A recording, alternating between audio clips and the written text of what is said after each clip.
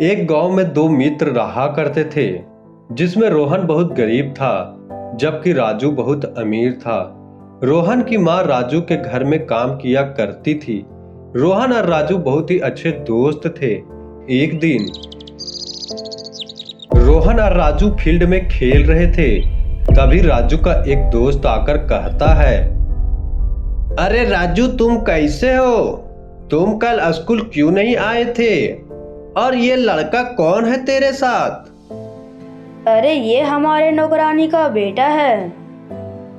तो तुम अपने नौकरानी के बेटे के साथ खेलते हो? अरे मैं इसके साथ खेलता नहीं हूँ, मैं इसके पास टाइम पास करने के लिए आ जाता हूँ।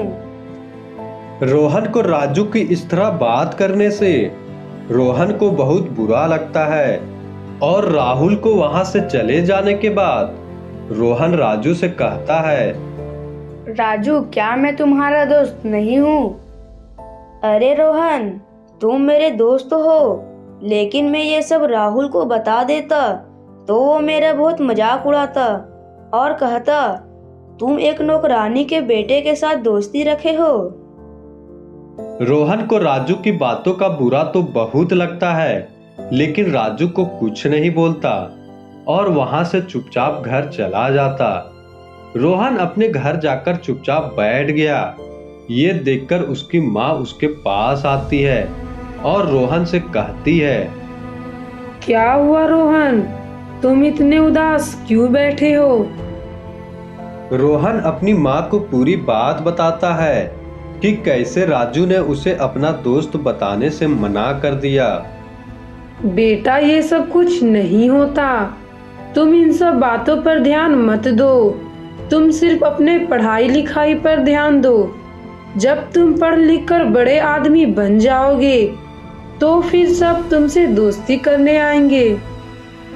दूसरे दिन जब रोहन स्कूल जाता है तब रास्ते में राजू, राहुल और कुछ लड़के खड़े रहते हैं। राहुल रोहन के स्कूल जाते देखकर रोहन से कहता है, अरे राजू, ये तो तुम्हारा दोस्त रोहन है और इसको देखो, ये स्कूल कैसे जा रहा है। इसके पास तो ना ही कपड़े हैं और ना ही स्कूल का बैग है। तुम इसे अपने कपड़े दे दिया करो।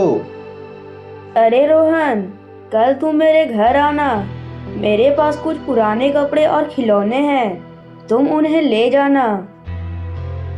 रोहन को राजू की बातों का बहुत बुरा लगता है, लेकिन वो कुछ नहीं कहता और वहां से स्कूल की ओर चला जाता है। कुछ समय के बाद जब स्कूल छुट्टी हो जाती है तब रोहन स्कूल से घर चला जाता और रोहन पूरी दिन घर में ही रहता। उसकी माँ के कहने पर भी बाहर खेलने के लिए नहीं जाता और राजू भी रोहन को खेलने के लिए बुलाने आता है और कहता है, रोहन, आज तुम खेलने के लिए क्यों नहीं आए? चलो मेरे साथ, हम लोग फुटबॉल खेलेंगे। नहीं राजू, मैं आज खेलने के लिए नहीं जाऊंगा, तुम चले जाओ। फिर रोहन राजू के साथ खेलने के लिए नहीं जाता और दिन भर पढ़ाई करने में ही लगा रहता।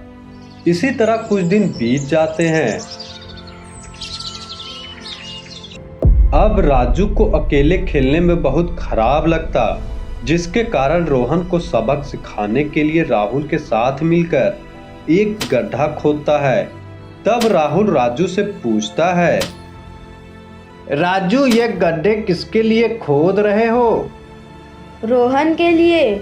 वो ना ही हमारे पास खेलने के लिए आता है और ना ही हमसे ढंग से बात करता है।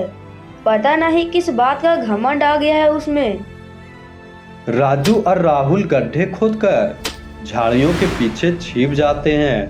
तभी वहां पर रोहन आ जाता है और राजू आवाज लगाता है, रोहन सुनो, इधर आओ। नहीं, मुझे स्कूल जाने के लिए देर हो रही है। इतना कहकर रोहन वहां से चला गया। रोहन को रोकने की कोशिश में राजू खुद ही उस गड्ढे में गिर गया ये देखकर राहुल और उसके दोस्त राजू पर हंसने लगे। तभी रोहन को हंसने की आवाज आती है, जिसके कारण तुरंत दौड़कर वहां आता है। राजू देखता है कि राहुल के सारे दोस्त उसका मजाक उड़ा रहे थे और राजू गड्ढे से चिल्ला रहा था, अरे राहुल, मुझे इस गड्ढे से निकालो। तभी रोहन एक रस्सी को लाता है और गड्ढे में डालते हुए बोलता है, राजू रस्सी पकड़ो और जल्दी ऊपर आ जाओ। राजू रस्सी पकड़ता है और ऊपर आ जाता है।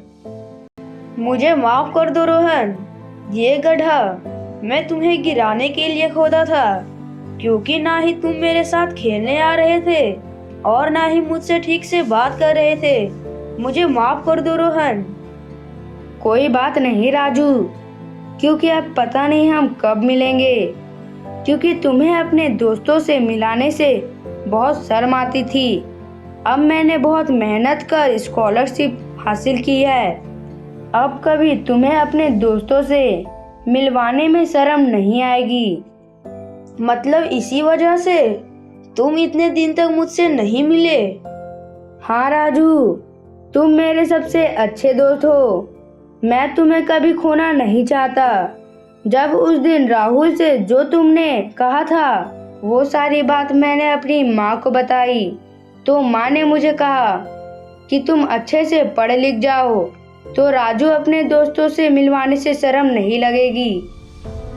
रोहन की ये बातें सुनकर राजू की आंखों से आंसू आ जाते हैं और वो कहता है, मुझे माफ कर दो रोहन, मुझसे बहुत बड़ी गलती हो गई है। कोई बात नहीं मेरे दोस्त, अब मुझे शहर के लिए निकलना है, मैं जाता हूँ। रोहन आगे की पढ़ाई करने के लिए शहर चला जाता है। फिर 5 साल के बाद जब रोहन की नौकरी लग जाती है, तब रोहन राजू से मिलने के लिए गांव आता है। गांव आते ही रोहन को पता चलता है कि राजू को बिजनेस में बहुत बड़ा नुकसान हुआ। तब रोहन राजू से मिलने उसका घर जाता है। राजू, जब हमारी इतने बातें होती थी, तब तुमने अपने बिजनेस के नुकसान के बारे में क्यों नहीं बताया? अब छोड़ो इस बात को रोहन, हम इतने साल के बाद मिले हैं, हम अपने बारे में कुछ बात करते हैं। रोहन मन में समझ जाता है कि राजू उससे मदद नहीं लेगा। राजू, तुम मुझसे मदद नहीं लेना चाहते हो, लेकिन क्या तुम मेरे साथ पार्टनर बनकर काम करोगे? रोहन की सारे बातें सुनकर राजू को बहुत अच्छा लगता है और वो उसे अपने गले से लगा लेता है। इस कहानी से हमें यह शिक्षा मिलती है कि हालात किसी का भी बदल सकता है, चाहे वो अमीर हो या गरीब हो। अगर वीडियो पसंद आई हो तो दोस्तों में शेयर करें और चैनल पे न्यू हो तो सब्सक्राइब करें।